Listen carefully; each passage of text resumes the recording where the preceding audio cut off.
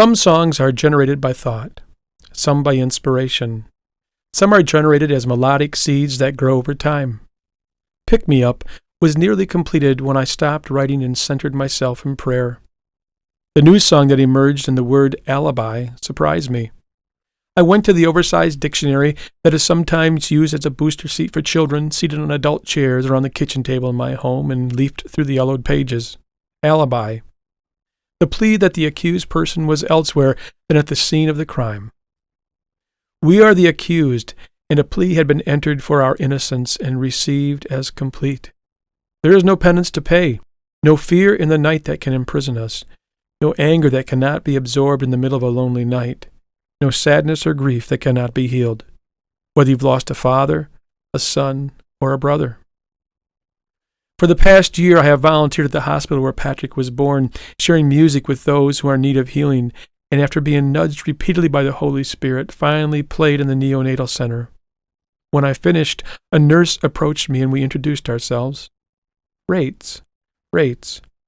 She mulled over the name. Are you related to a Patrick Raetz? Well, I once had a son, but that was 20 years ago, I said, cradling my guitar close to my body. You must be thinking of someone who's living. I'm referring to a Patrick Raetz I cared for many years ago. I listened to the sound of his name being spoken like it was being announced as he walked across the stage at his high school graduation. I looked into the eyes of the nurse and she was crying the tears that would never come to me. He was such a special child. I think of him often. Would you be willing to listen to a song about him, I asked. She nodded, and I tuned down to a low D while introducing the song and took up the Celtic beat. When I finished, we were both smiling. My heart was light as we embraced, and I packed up my gear. When volunteering at the hospital, you earn a snack and a drink. For me, it's usually milk and cookies, but after the liberating experience of playing for the nurse in neonatal, for some unconscious reason, I decided on lunch. I perused the multitude of choices and settled on a traditional hot meal in lieu of the salad bar or veggie wraps.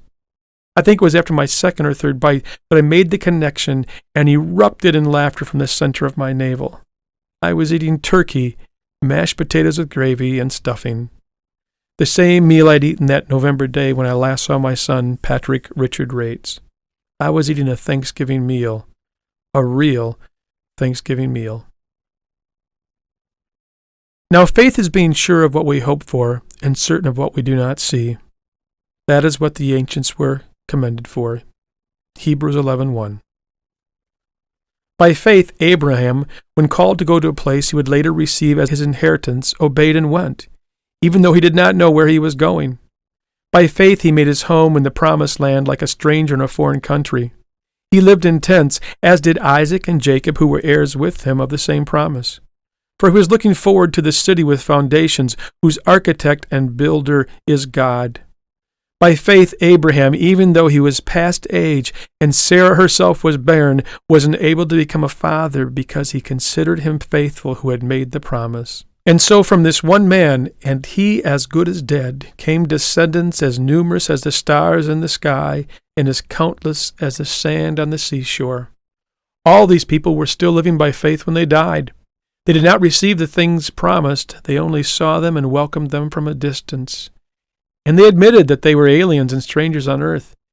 People who say such things show that they are looking for a country of their own. If they had been thinking of the country they had